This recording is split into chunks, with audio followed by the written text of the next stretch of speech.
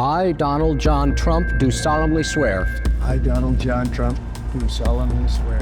في نوفمبر عام 2024 عاد ترمب من جديد إلى البيت الأبيض بعد فوزه في الانتخابات الرئاسية الأميركية، ومنذ ذلك التاريخ بدا الرجل وكأنه مركز العالم والبقية تدور في فلكه. They treat you like garbage. They treat our whole country like garbage with open borders. Don't tell us what we're going to feel. I'm not telling you. Because you're in no position to dictate that. Remember this. In Springfield, they're eating the dogs, the people that came in. They're eating the cats. They're eating the pets of the people that live there. في مدينة اعتادت على أن ترسم نخبتها السياسية التقليدية حدود العمل السياسي، ظهر لاعب جديد من خارج الحسابات الانتخابية المعهودة في نيويورك لتتحول معركة الانتخابات البلدية إلى معركة على هوية البلاد. Hello, I'm Andrew Cuomo. دخل أندرو كومو السباق بثقة المنتظر أن تتوجه المدينة عمدة من جديد، فهو الحاكم السابق لولاية نيويورك وابن أحد أبرز حكامها. عاد إلى الساحة المحلية بعد إقالته عام 2021 إثر فضيحة إهمال دور رعاية المسنين التي شهدت أكثر من 12,000 وفاة خلال جائحة كورونا، إضافة إلى فضيحة اتهامات بالتحرش الجنسي داخل إدارته وخارجها. خصومه الانتخابيون في انتخابات الحزب الديمقراطي التمهيدية كثر، وأضعفهم في استطلاعات الرأي كان زهران ممداني، عضو مجلس محلي شاب من أحياء كوينز، اشتراكي مسلم ويعتمد في حملته على التبرعات الصغيرة. To Mr. Cuomo, I have never had to resign in disgrace. I have never cut Medicaid. I have never stolen hundreds of millions of dollars from the MTA. I have never hounded the 13 women who credibly accused me of sexual harassment. I have never sued for their gynecological records, and I have never done those things because I am not you, Mr. Cuomo. And furthermore, the name is Mamdani, M-A-M-D-A-N-I. You should learn how to say it.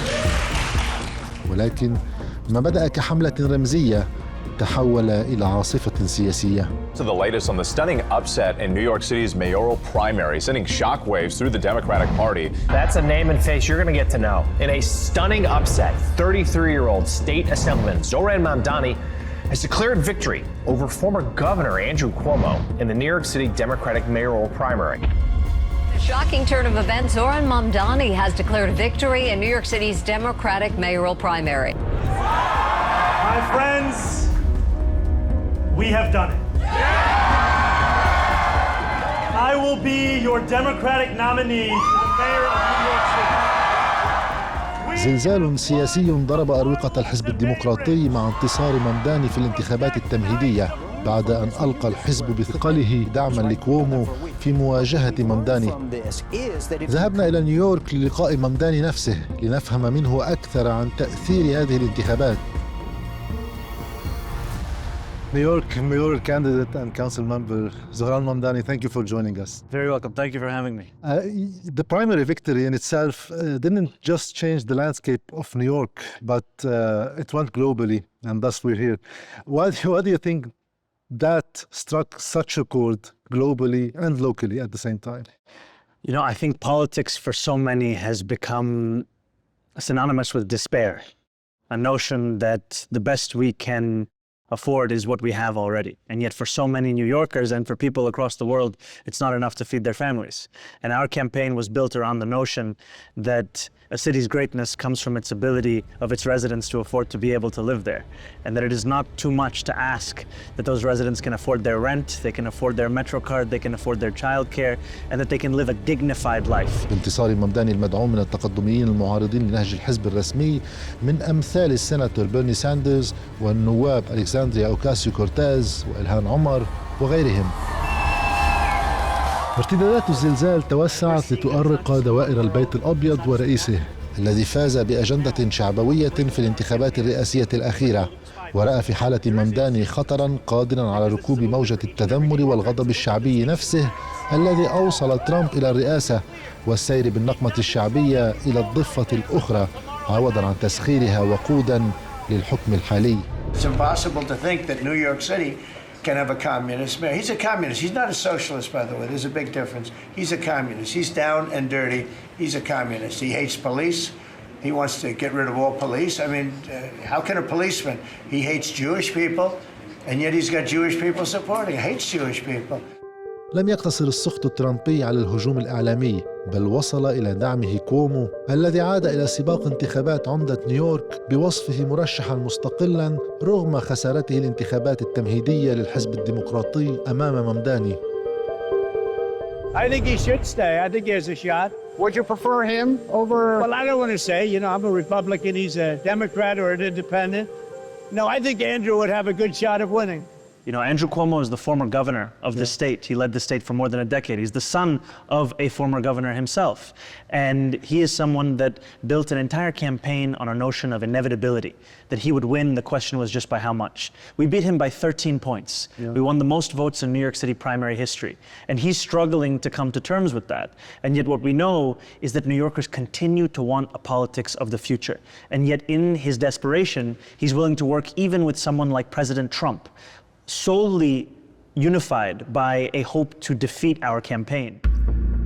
ولكن كيف وصلت الولايات المتحدة إلى هنا؟ كيف تحولت أمريكا الغاضبة خلال أشهر قليلة من الانتخابات الرئاسية إلى أمريكيتين، أمريكا ترمب وأمريكا ممداني؟ وكيف الانتخابات البلدية أن تصبح مركز صراع ذي أبعاد وطنية؟ We gather tonight in the wealthiest city, in the wealthiest country, in the history of the world. And it is unlivable for the working class who built it. في هذه الحلقة الخاصة سنروي رواية صعود زهران ممداني ولماذا شعر ترامب بأن فيها ما يهدد صعوده هو، رواية تعود جذورها إلى عقود مضت.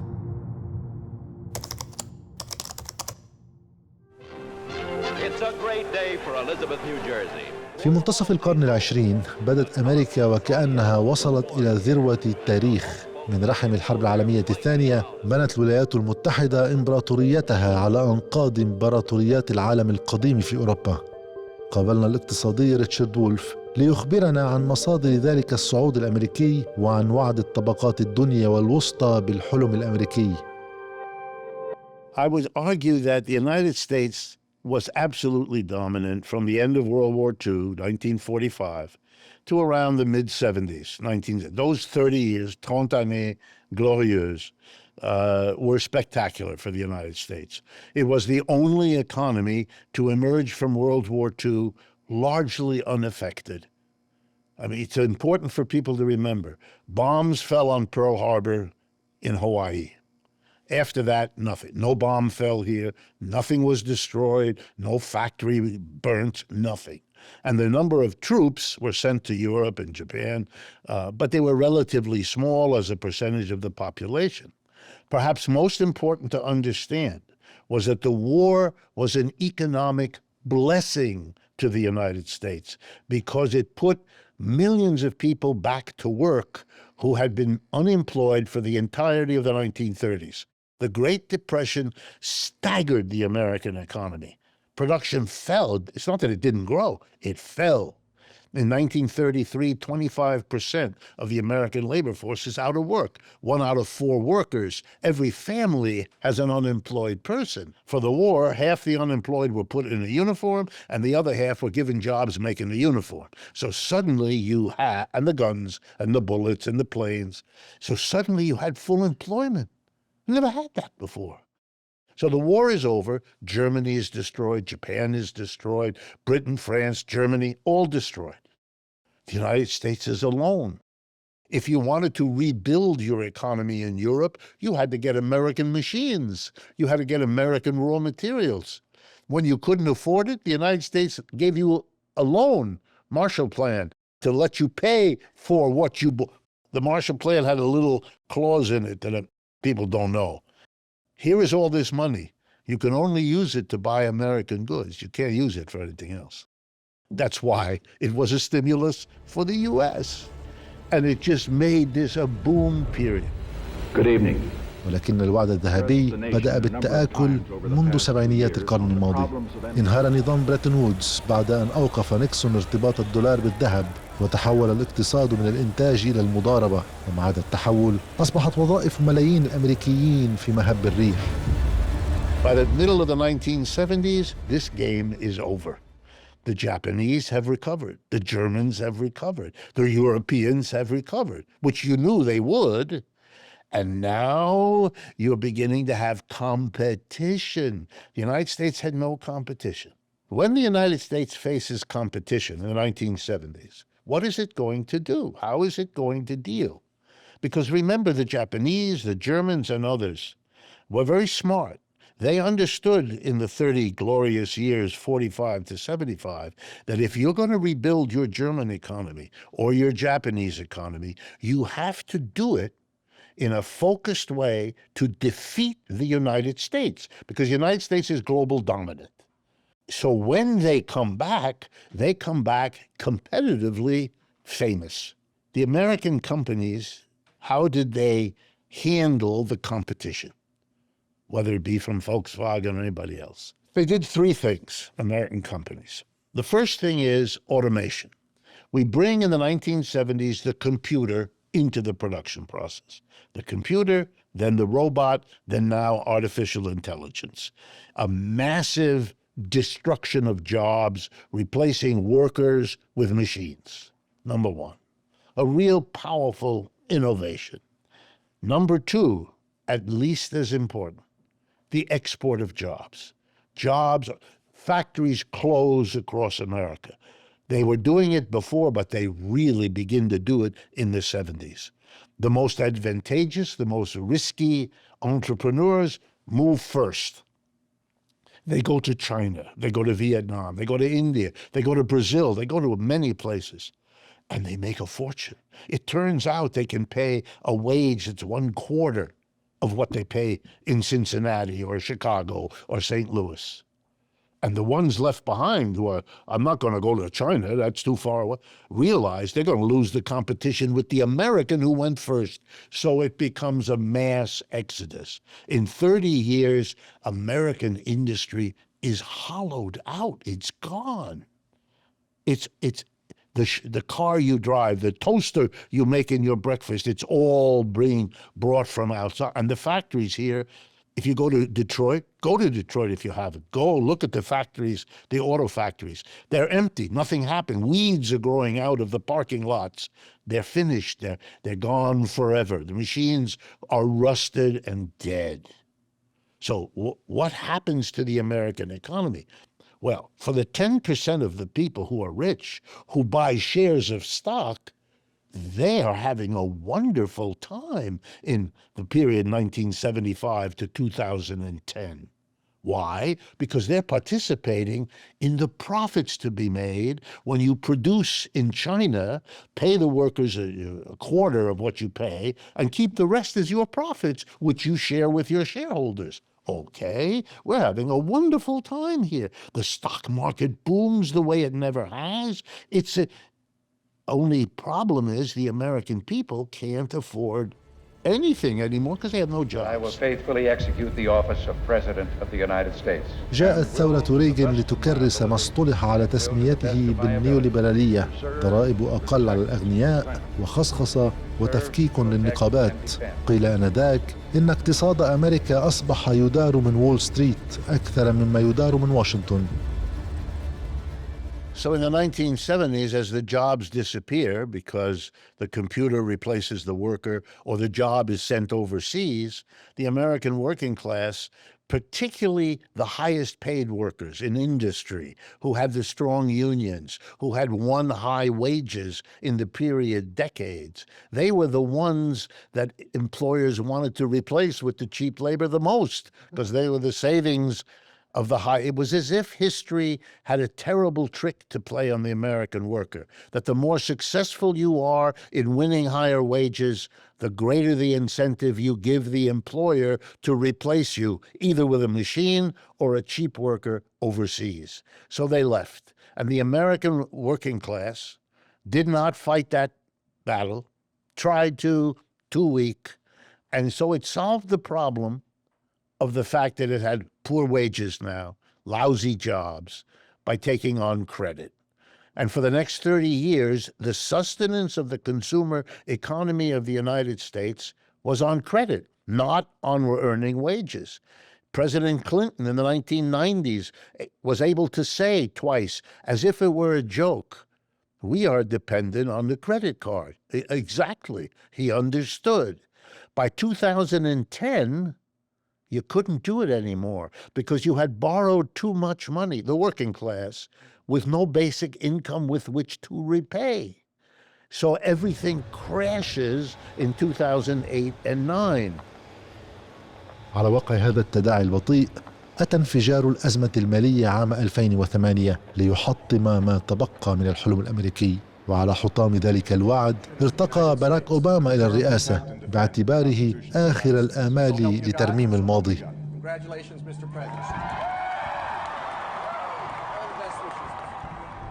There's new energy to harness, new jobs to be created, new schools to build, and threats to meet, alliances to repair. The road ahead will be long. Our climb will be steep. We may not get there in 1 year or even in one term, but America, I have never been more hopeful than I am tonight that we will get there. I promise you. Obama was a disappointment for people who, you know, I think kind of layered onto him the hopes that he invited. You know, he very much wanted people to believe in a particular image of him, even if you squinted, you could see that that wasn't really what he was necessarily saying. He came in at a time when the economy was just flatlining, losing 700,000 jobs in 1 month or something, like after just the 2008 financial crisis. And people were angry, and people wanted accountability, and people wanted bailouts. 11 million people a year were getting foreclosed on for several years in a row. And instead of bailing out people, you know, Bush started the bailout, Obama pushed for the bailout, and then Obama did the second half of the bailout as president, and then did not prosecute a single criminal who was associated with the scams that led to the financial crisis. And that this whole idea that we have a lot of problems in the United States, but they're overcome by the fact that every generation is going to do better than the last. And we're all willing to suck up all of these problems so that things are better for our children and their children. And people stopped believing that. Stopped even believing they could have children and afford them. And so into that gap comes Donald Trump. وبانتخاب أوباما ولدت الظروف التي مهدت لاحقاً لانتخاب ترامب وما يمثله. Nobody knows the system better than me. We will make America strong again. We will make America proud again. We will make America safe again. And we will make America great again.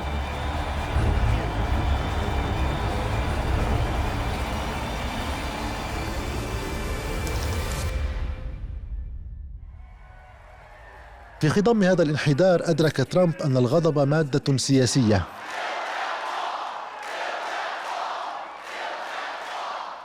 حول الإحباط الاقتصادي إلى خطاب وطني محافظ يعد بإعادة الصناعة إلى الوطن وبناء الجدار واستعادة عظمة أمريكا المفقودة، ولكن المفقودة من قبل من؟ The behavior of Mr. Trump is a theater. It's a theater appealing to a very angry part of the population. If you look at where the jobs were lost that were most important to America over those last 30, 40 years that we're talking, moving to China and India, Brazil, and so forth, they were the jobs of the highest wages, unionized jobs in factories. They were the industry. And the industry in America and the unionization of the industries is a specific population. It is white, male, and Christian. Those are the jobs that was lost. Yeah, the people who lost the good jobs were white, male, and Christian. They lost them. They thought, the cream of the crop, which in a sense they were. They lived the best standard of living. They were those parts of the working class that were the best paid. They had the envious jobs. And they were suddenly dropped from the top of the working class to the bottom. The man who loses his job in the machines and becomes a greeter at Walmart. The person who says hello, thank you for coming to Walmart, and who gets paid nothing and has no job security and has no future. This is the opposite. This is a man, particularly men, this is a man who has promised to have a wife whom he takes care of, who will be with the children at home. He will earn enough money for her to live and for the children to be properly educated and so forth. He can't do that anymore.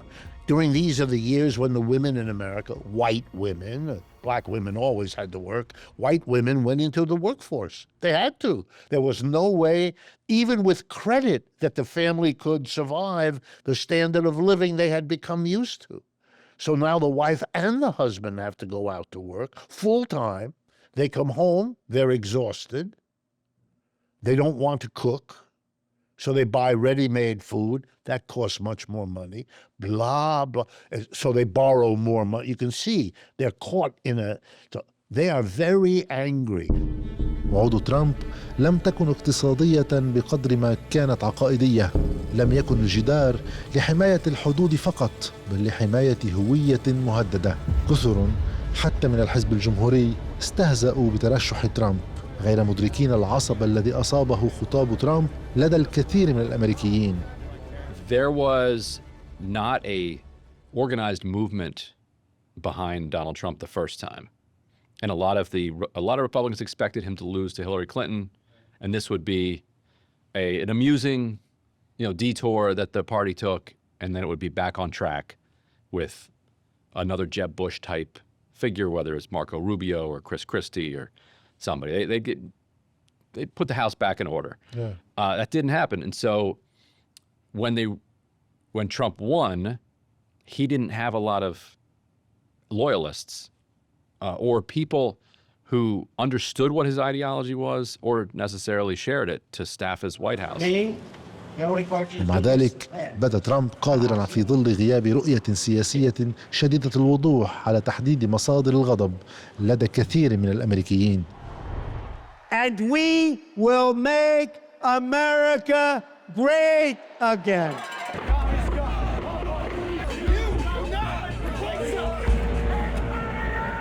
استعادة عظمة أمريكا لم تكن إلا تورية لاستعادة عظمة الرجل الأمريكي، وتحديداً الرجل الأمريكي الأبيض. هكذا حول ترامب جرحاً اقتصادياً إلى دين سياسي، القومية بديلاً عن العدالة، والانتماء باباً للكرامة الاجتماعية. What happens to me, the white Christian man, losing everything that had been promised to me, that I had even gotten a little bit of in the glorious 30 years, 45 to 7. What happens to me?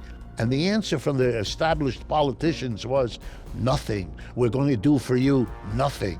In fact, if he read every day the newspaper, what was happening was that the government was all concerned about, now get ready, black, brown people and women.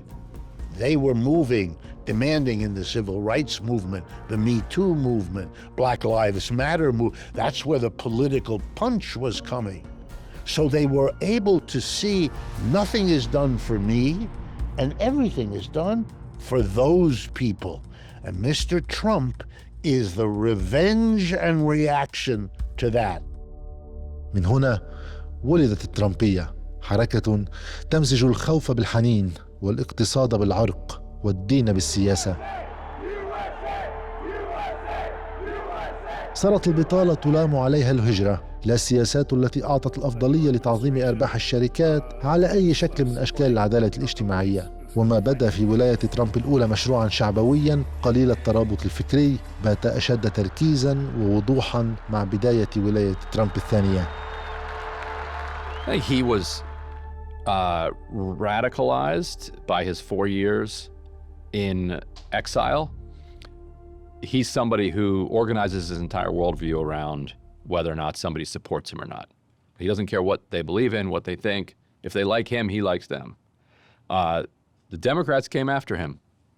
And so they became they went from a nuisance to him, to his rivals, to his lethal enemies. It is scary times when we think about what is at stake for democracy, what is at stake for the balance of power. This is certainly not what the founding fathers of the American dream were thinking about when they said, that when they set out to write the Constitution. The idea of patriotism, Christianity, a marriage of the state and corporate power toward creating overarching meaning for the citizens of the republic and hostility towards the non-citizens. Those ideas, I think he believes have merit and have value. وفي خضم هذا الصعود لحركة ترمب التي استولت على الحزب الجمهوري وأخمدت الأصوات المعارضة فيه، برز صوت في الحزب الديمقراطي يحاكي مصادر الغضب الشعبي نفسه. وعوض أن يصب ذلك الغضب على المهاجرين والأقليات والدول الأخرى، راح يوجهه ضد فئات المليارديرات الأمريكيين والشركات الكبرى، مطالباً بتعزيز الضرائب عليهم لردم هوة التفاوت الاجتماعي المتصاعدة ولتمويل مشاريع اجتماعية مثل مجانية الرعاية الصحية وتخفيض تكاليف التعليم والخدمات الاجتماعية للطبقات الدنيا. صاحب هذا الصوت كان المرشح للانتخابات الرئاسية في الحزب الديمقراطي عام 2016 بيرني ساندرز. We are taking on Donald Trump and the Republican establishment, and we are taking on the Democratic establishment. بيرني ساندرز الذي أسس في تلك الحملة البنية الفكرية لشاب تخرج قبل ذلك بسنتين. هذا الشاب هو زهران ممداني. I stand before you tonight only because the senator dared to stand alone for so long. I speak the language of democratic socialism only because he spoke it first.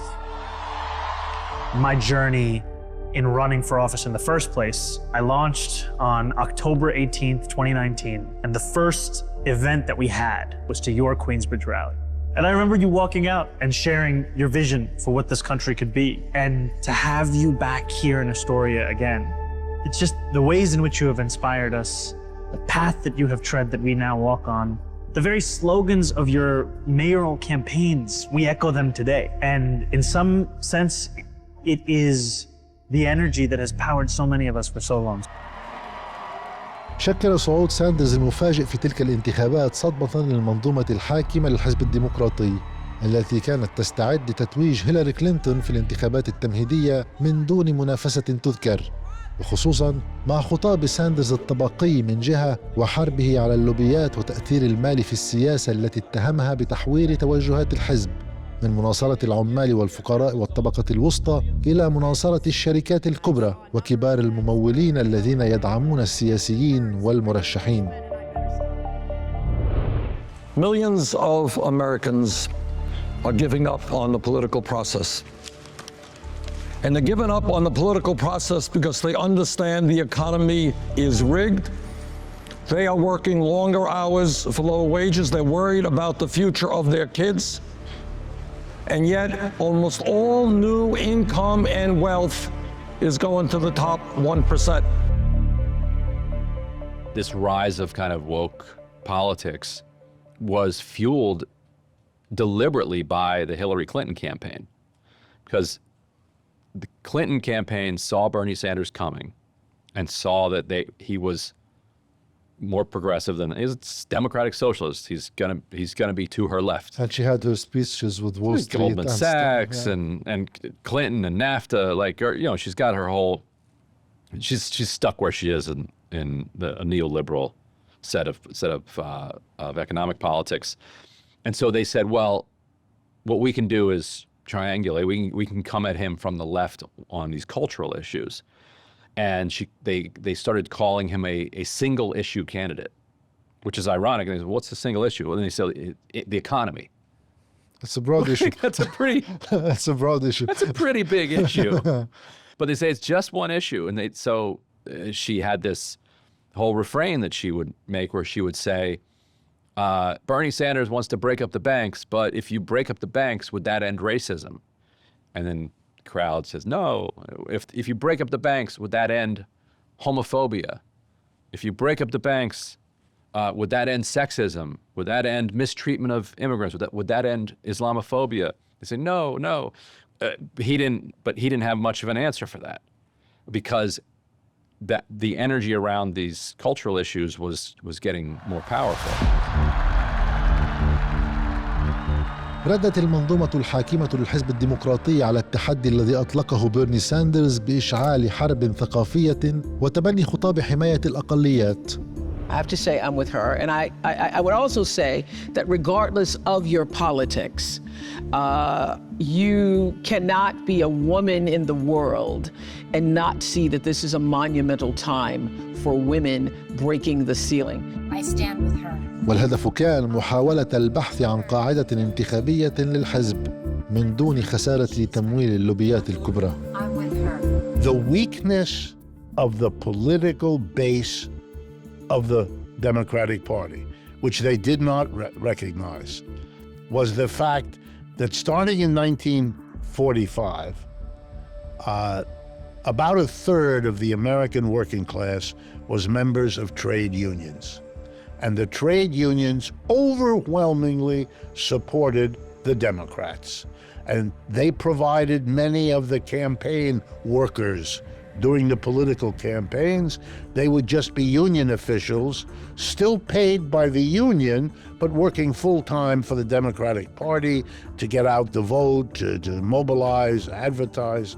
We had in our country very powerful unions. I mean, very powerful unions. The United Auto Workers, the United Steel Workers, the United Mine Workers. I mean, these were formidable institutions. And their base was the Democratic Party.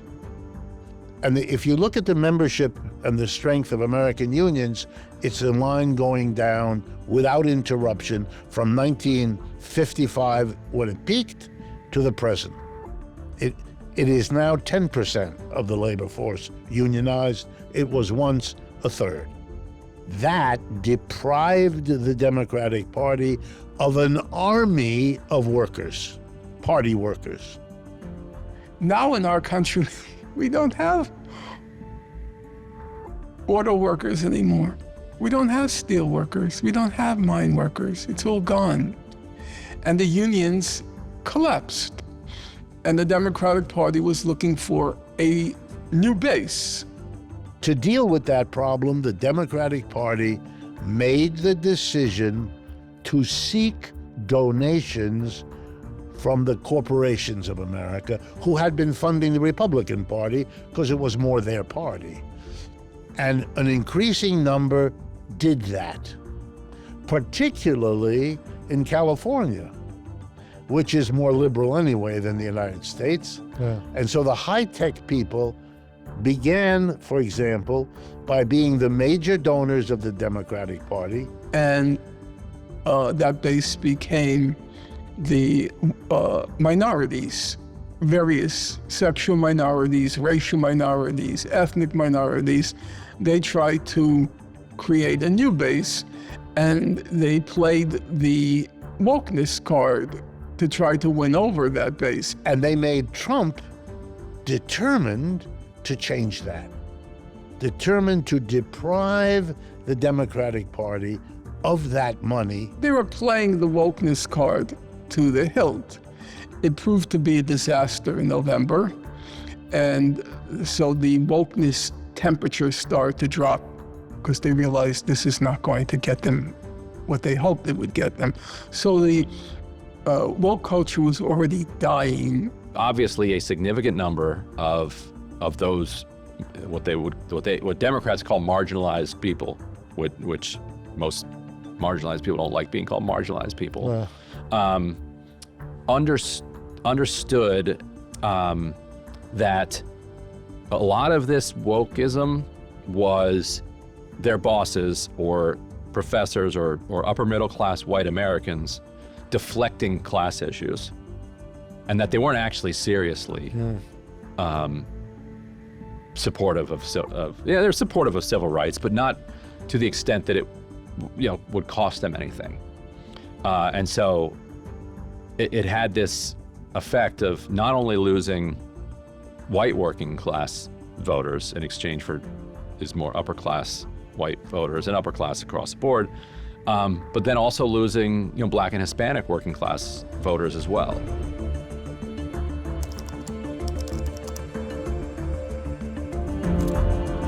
منذ هزيمة بيرني ساندرز عام 2016 دخل الحزب الديمقراطي مرحلة قلق وجودي، وبدل أن يتبنى لغة العدالة الاجتماعية ولدت داخله حركة جديدة، الووك، وهو مصطلح يشير إلى الوعي بالظلم العرقي والاجتماعي، لكنه تطور لوصف توجه ليبرالي يفرط في التركيز على الهوية ورمزية التنوع بدلاً من معالجة قضايا التهميش الأعمق. وهكذا من خلال البحث عن قاعدة جماهيرية والمحافظة على تمويل كبار اللوبيات، تحول الخطاب التقدمي مع حركة الووك إلى تنافس رمزي حول اللغة والأسماء، في حين بقي التدهور الاقتصادي ومنظومة اللامساواة في اتساع.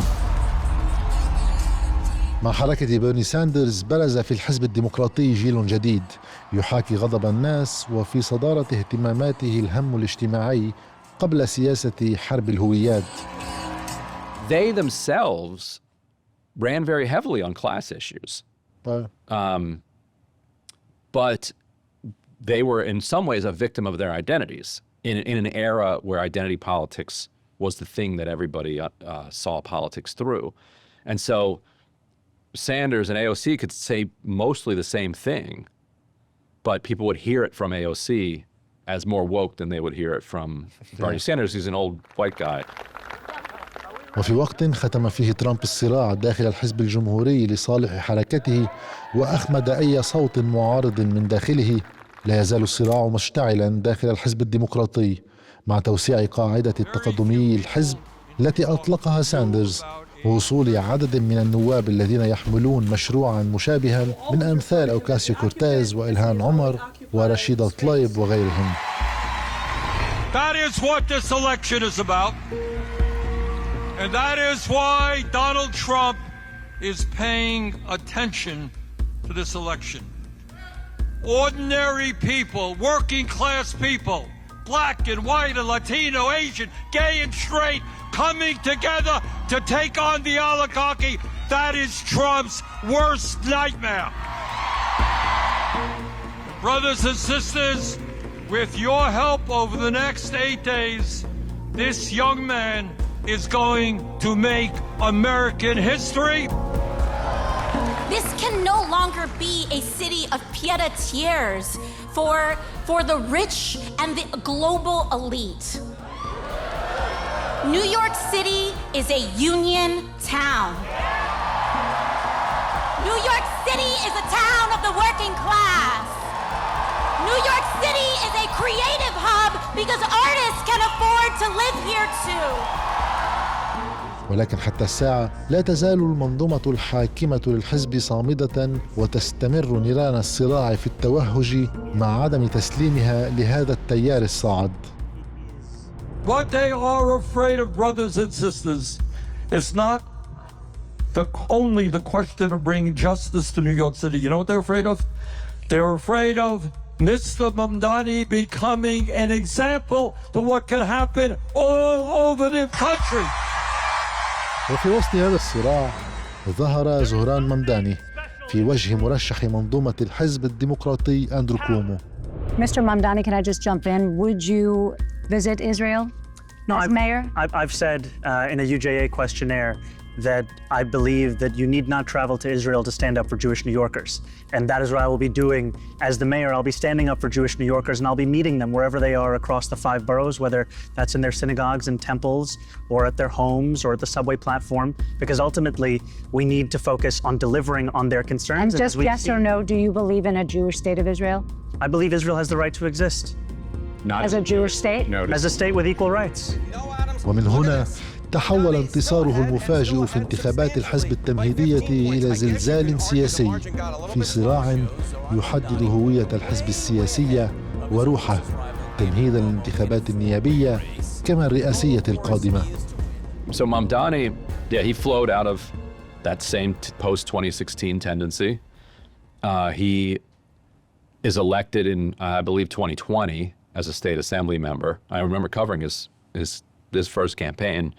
He and a whole group of socialists won seats up and down the ballot, kind of in the wake of the AOC win. And they fought, as elected officials, they had to respond to their constituents, and what their constituents were concerned about was, the price of electricity, the cost of living in New York City, and I think that kept that class of politicians kind of grounded in those material concerns. And so when he launched his mayoral campaign, he didn't shy away from he didn't flip on the cultural issues, but did not remotely put them front and center. Everybody knows what he put front and center because he was so good at the messaging around it. Yeah. The cost of living, the rent is too high, city is not affordable, childcare is not affordable, buses are too slow and too expensive. And there's nothing woke in any of that. And people are like, right now, the problem is for Democrats trying to replicate this. But the Democratic Party cannot afford to offend its donors. That's the split. For example, Mr. Mamdani plays by the rules. He was a state representative here in the state of New York, and then he decided, nobody thought he could win, he would try for the mayor. He was opposed by the existing incumbent mayor, Eric Adams by name, and he was opposed by the former governor of New York, Andrew Cuomo, both of whom were thought to be much more likely.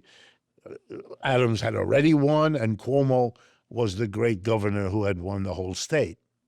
Okay, so here he is, and he wins. And he doesn't win by a little. He wins overwhelmingly. I don't remember what the original vote was, but I think 15% maybe. Greater than Mr. Cuomo. Okay, to this date, Hakeem Jeffries, who's the head of the Democratic Party in the House of Representatives, has not endorsed him. Mr. Schumer, the senator from New York, who's head of the Democratic Party in the Senate, have not endorsed him. Why?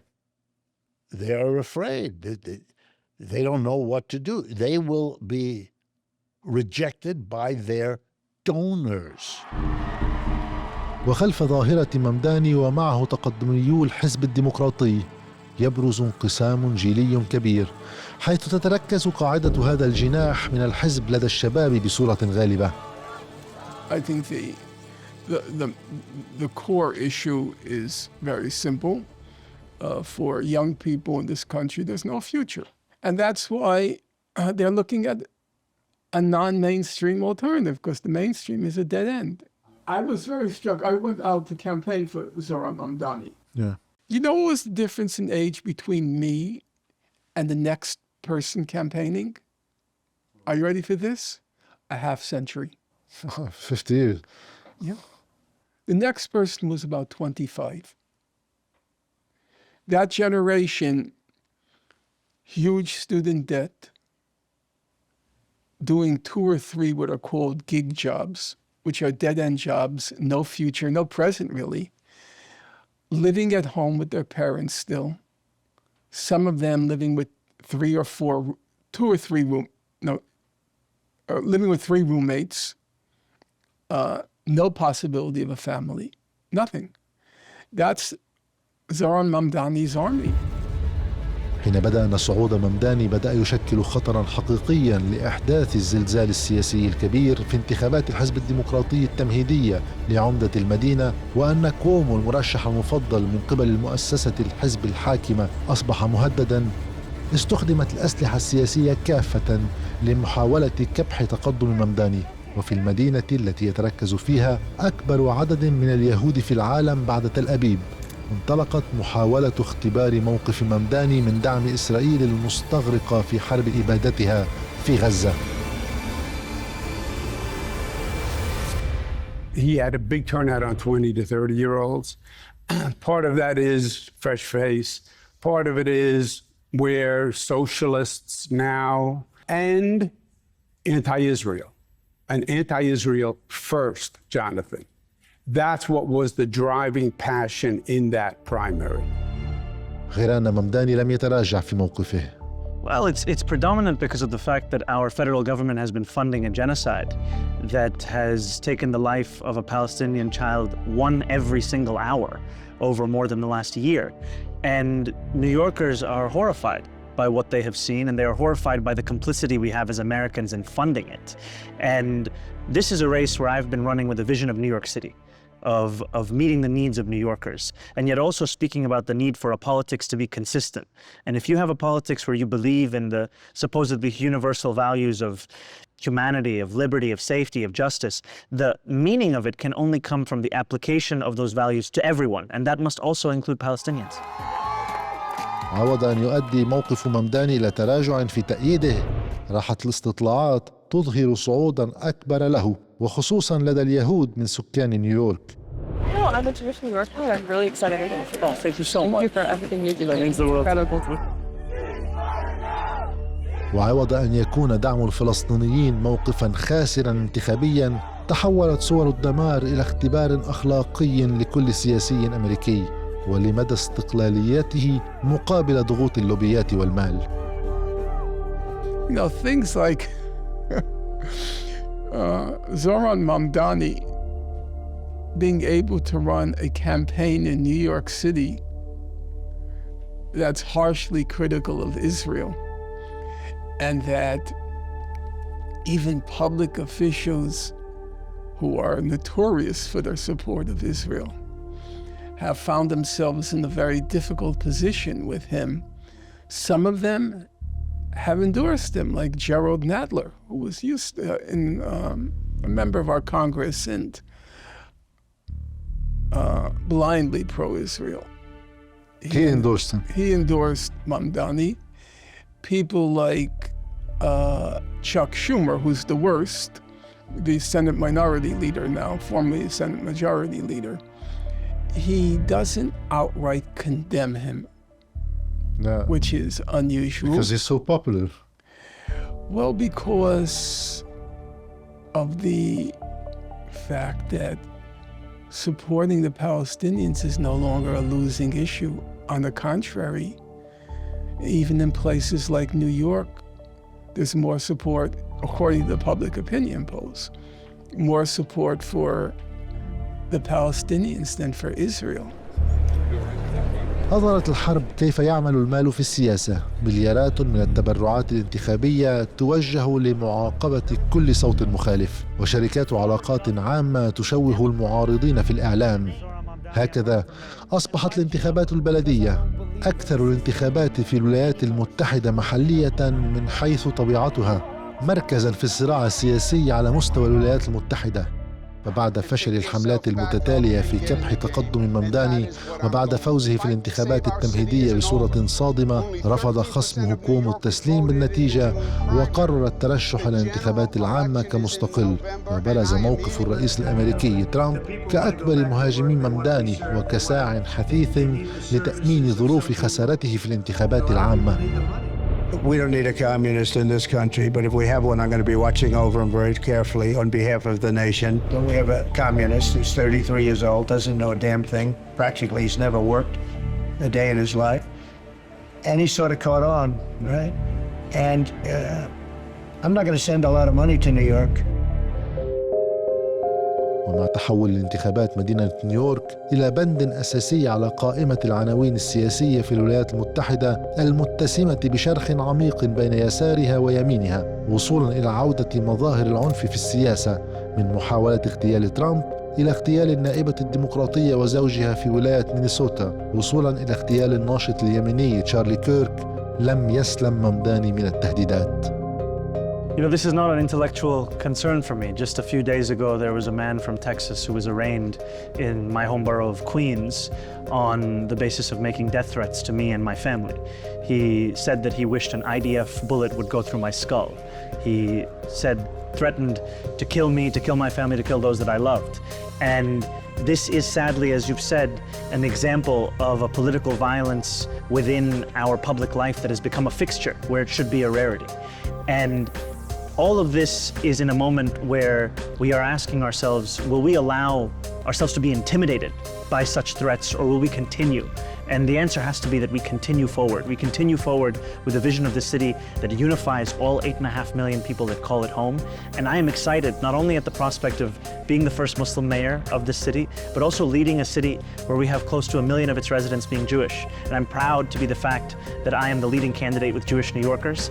And I am a candidate who has a vision that speaks to each and every New Yorker, the need for them to be safe, the need for them to be protected, and the need for them to be able to live a flourishing life, most especially in the most expensive city in the United States of America, which is a place that we can actually make affordable. مع كل هجوم عليه كان زهران يتحول من المرشح الأضعف إلى تثبيت موقعه كالمرشح الأوفر حظاً. رفض دعم الشركات وفضل تمويلاً شعبياً من آلاف المتبرعين الصغار. قدم برنامجاً يقوم على تحديد الإيجارات وتوسيع الإسكان العام وتوجيه أموال الشرطة إلى الخدمات الاجتماعية. And the amazing thing is that they're doing as well as they are because they don't have money. Mr. Sanders, he proved something that has shaken American politics.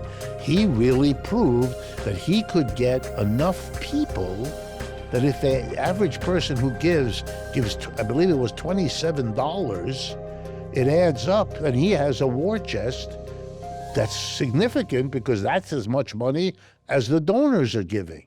Of course, the donors aren't stupid. They will understand, if they haven't already, they have to give more, which they're probably doing in order to deal with that risk. وبعد أن أصبح ممداني عنوانا للصوت الاعتراضي في الحزب الديمقراطي ومحورا أساسيا في السياسة العامة، يشير كثر إلى صعوبة تكرار تجربته على صعيد وطني عابر للولايات نظرا لخصوصيتها. He was almost, produced in a lab. Like, his father is an acclaimed anti-colonial scholar, Mamdani, the Columbia professor, author of so many influential books. And his mother's one of the best directors in the world. And so he had a combination of really good politics, some attachment to pop and a way of doing mass media. So that's all you need is to get somebody whose parents are, an anti-colonial scholar. The other one's a famous director, and it's really hard. And they're actually good parents and involved in their child's upbringing. So that's all you need. ولكن في المقابل يؤكد كثيرون أن حالته انعكاس لطلب شعبي لسياسة من نوع آخر، ويعولون على انتشار هذا التيار أبعد من نيويورك، خصوصاً مع صعود اليمين المتطرف الذي يستدعي رداً أكثر وضوحاً. I mean, look, the current governor of New Jersey has endorsed my opponent, right? Despite the fact that, this is someone who resigned in disgrace. A lot of the party leadership is endorsing my opponent. And again, I think the reason they do that is because I am not a machine candidate, right? I represent something different. I represent something that scares them, right? That I'm someone who's unbought. I'm someone who's independent. I'm someone who is fighting for everyday people, and I am willing to cross certain lines that they think can't be crossed, right? I mean, the Gaza issue is a great example of this. And I think that Zoran and I have, a very clear track record on that issue. 62% of Democrats are frustrated with leadership, right? So the majority of Democrats are not happy with our current leadership. The second thing that I would say is, Zoran gets so much attention because it's the largest city in the country, and I think it's incredible what he's done. But I think you're seeing a sort of trend across this country of people who are saying, listen, we are frustrated with the politics of incrementalism. We are tired of the politics of yesterday. And there needs to be new leadership and bold ideas that are going to drive this country forward. And I think that's what we're seeing in our campaign. I mean, look, we have seen so much attention over the last month in people being excited about what we're building. And what we want to do is we want to build here, but build a model that can be replicated elsewhere. الآن وفي أعتاب الانتخابات ينظر كثر إلى ممداني كأبرز الوجوه السياسية القادمة لعقود تالية.